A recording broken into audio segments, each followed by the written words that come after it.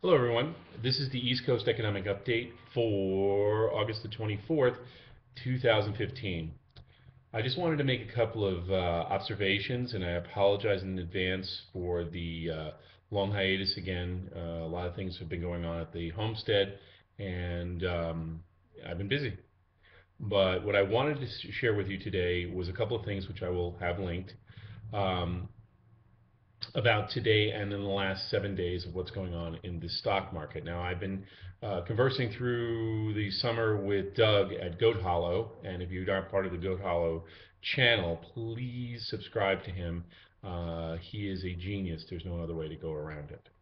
So, as you probably have guessed, the stock market is tumbling, and it continues to tumble. In fact, it's tumbling today, and I predict. I surmise that it will continue to fall. There will be what they call a dead cat bounce, probably in Tuesday and Wednesday into maybe Thursday. But what's going on here, just to calm everybody down, unlike in 2008, where so many people were in the market, even the folks who didn't think they were in the market, if they had a house or they bought a house or they had equity lines of credit they were using, they were in the market. And when the stock market crashed, everybody hurt, not just the very rich, but the very poor even more so. What's happening right now, and this is the part where Doug and I and Doug, if you're watching this video, please make a counter to a video. This is where Doug and I kind of split. Um, the point of contention here is that I see, with the way the markets are set up, with the gross domestic product, the prices of oil going down, and by the way, do not, and I repeat, do not follow the gold, silver, and copper markets on the mercantile exchange. That's all paper, it's all fiat, it's all completely manipulated.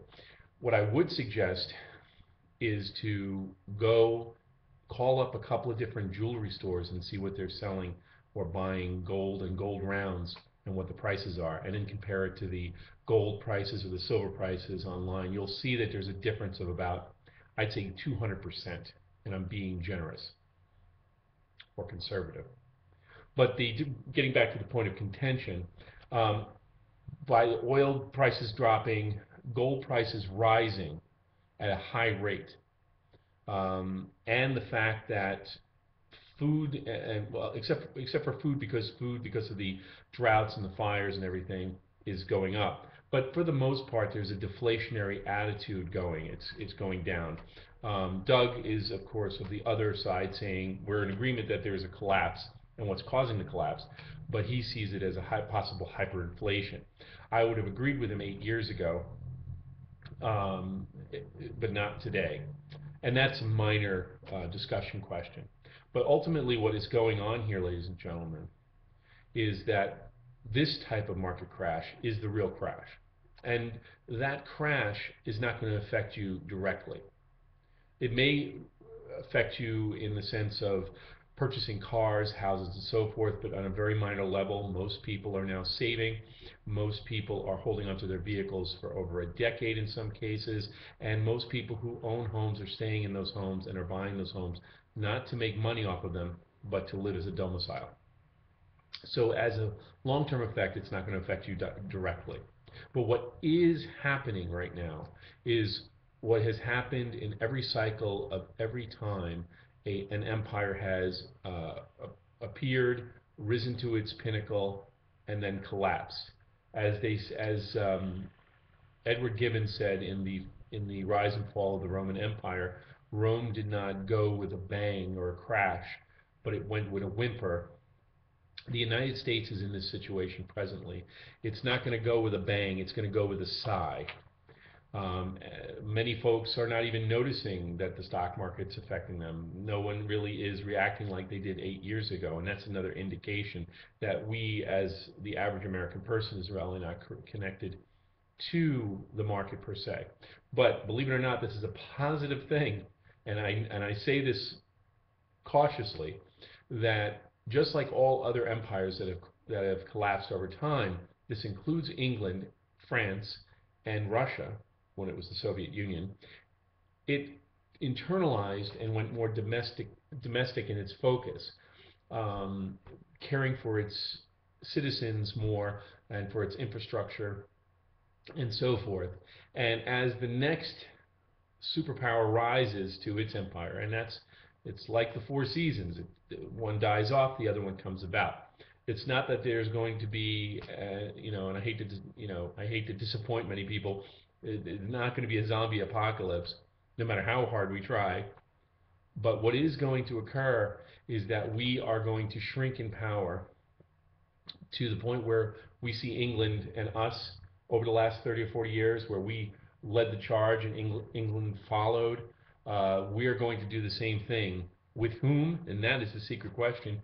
Who is going to take over? The Chinese, because they have a Middle Kingdom mentality. They like to stay centered in their own country. They like to expand their borders, but they don't want to run any other countries. And that's part of their culture. So we're left with a couple of choices. A combination of the BRIC countries, the European Union, maybe, and a very good possibility is Russia. Russia has the experience, it has the military, and it's seen itself get kicked in the butt as part of the Soviet Union. There's a good possibility that they will take over this world policeman, and it will change the flavor and attitudes of where we are as a nation. But as you watch this, and if you're interested in it, I would tell you to watch what is going on in the next few weeks, the next few months. What's going to happen is you're going to see suddenly in the media less and less report on the market, almost like the market fell again or whatever. But watch how the politics changes.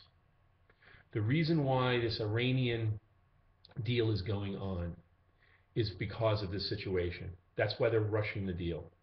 Now, no matter how you feel about whatever end you are on this political discussion, pro-Israel, whatever, it doesn't matter to me at this point. And I'm having a neutral discussion. I won't get into the Zionism discussion or whatever else. But the issue is that why they're trying to rush through this deal is so that the United States has a going relationship with the Middle East. It's the reason why we've destabilized all of the Middle East, all the oil-rich nations, because we knew that we are in the throes of our own demise, and we wanted to basically, rip the copper out of the walls before leaving the rental, and that's really where we're at. We are just dismantling everything. We're causing massive chaos. So the next guy who has to take over is going to have to deal with it, and it's basically doing this to whomever is going to take over. It's childish. It's immature, but it's true. And if you look at the body of what we've been doing since at least 1998, when this first started to really shake down, to this point, you'll see that there really is no reason why we had to go and fomate the relations and troubles in places where, the issue of 9/11 occurred and all this other stuff. We only did it just to bust up the room before we left it. And the reason why we're getting the Iran deal, and it probably will pass, is because we want to at least have a going concern. I'm using a British term. We want to have a strong relationship interest with the Middle East, so we can control and continue to fomate and keep at bay whomever is going to take over after we recede. And that's really what's going on. So I'll leave you with that, and I will leave you with the links, and I will try to find Doug's website and put it on here as well. Doug, love our conversations. We really need to do more radio shows. We just got to find time. But I will make more videos as time allots, and I will update you as best I can. So until next time, peace.